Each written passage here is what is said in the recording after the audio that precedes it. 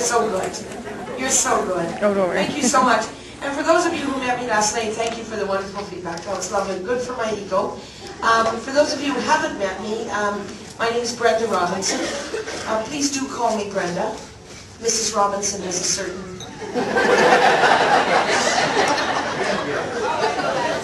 I was just checking. You do, some of you might be over 25. Do you want me to absolutely shock you?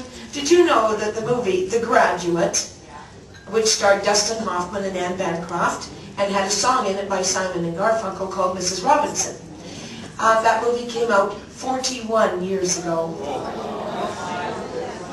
Some of you feeling a little older now? I know. And did you know that 41 years ago it was, it almost didn't make it because it was considered to be too risque. It was a beautiful story, actually. I don't know if you remember the story. It was a story about a younger man, older woman. Let me see, what's the word here? Affair. A liaison. That's a very nice word, isn't it? A lovely story, actually. I remember at the time, I was 19, I thought that was a really gross idea. I now see the potential. I'm teasing you. Although an evening with Dustin Hoffman does have a certain appeal, doesn't it? At any age, I might add.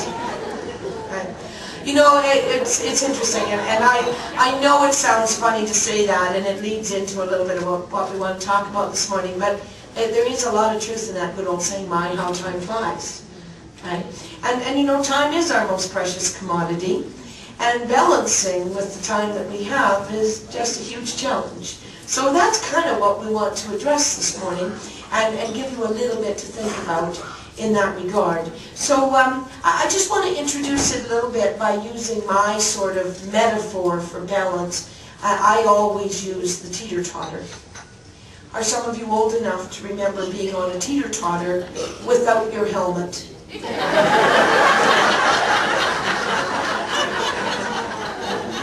You're laughing, but you know. Dr. Francis Cuddy, brain injury specialist for the province of Alberta, has said that teeter-totters need to be changed. Okay?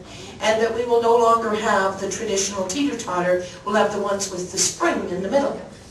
Because unless the schools are willing to ensure that children wear helmets on the teeter-totter, which as many of us know would be a really challenging task. He says that teeter-totters have not been used all the time as teeter-totters, they have been used as catapults. Oh, I can see that some of you have memories of that. Kids flying off the end, am I correct? A horrible thing to tell you, but I used to get my sister to the top and then jump off. I think I thought I was teaching her resilience. It's a real challenge, actually, but I use the teeter-totter because I'm of the age of having wonderful memories of teeter-totters, although I will tell you the school ground, the playground in our school in Manitoba, Dr. Francis Cuddy would have put a crime scene tape around it. And with a teeter-totter, there was a joy to behold. Right? A very long 2x6 on a steel pipe. You know, I don't recall it being attached to the steel pipe. It used to slide, which added a certain element. Am I right? And it had never been sanded except by little bumps. And there was nothing to hang on to. You just got on, and the person at the back, do you remember that person? They held on to the back. Okay? Everybody else held on to somebody else. So the catapult thing, there's probably a lot of truth in it, because if one end flew, probably they all flew. Right? And I remember doing that. I remember we used to get out there and up and down our swing set too. Oh my goodness. Manitoba Hydro donated the poles. And they didn't cut them down first. We had the highest swings in Manitoba, I'm sure. Not only that, we used to hold on to chains. Oh, that would never be allowed, would it? Okay? And the goal in our schoolyard, am I correct, was to go high enough. If you went high enough, you could go right over. Right? No governors on our swings. Right? And you know, if you went over, you were a hero in our playground. Right? And I went over, broke my collarbone, But I was a hero. You see, it was supposed to work like water in the pail. Do you remember that? If you spin it fast enough, it won't come out. But you know, the consistency of small children's bodies is somewhat different than water in a pail. So I'm not sure where the theory came from. Right? But you know, we did. It was an interesting playground, an interesting school, actually. There were only 20 kids in our school in a good year. I think when we got down to 13, they closed us and sent us all off to Minnedosa, that big town, to go to school. But our school, and I went there until grade 8. And I do have some wonderful memories, and I do have teeter-totter memories, as I'm sure some of you do. Right? But I remember something else that used to happen, and it's always my opening for the balancing act. Because, you know, sometimes at recess, we'd all run out to the playground, and it wasn't to catapult. It wasn't to bump kids off the teeter-totter. Our goal was to get all 20 kids on the teeter-totter, and if you remember doing this, and get it to balance. And you know, kids are amazing, and that's why you're here today. Kids are wonderful. Kids understand what it takes. Right? And you know, the kids knew. Some kids had to move up. Am I correct? Some kids had to move back. There were roles to be played. Right? With a skinny little girl named Lori.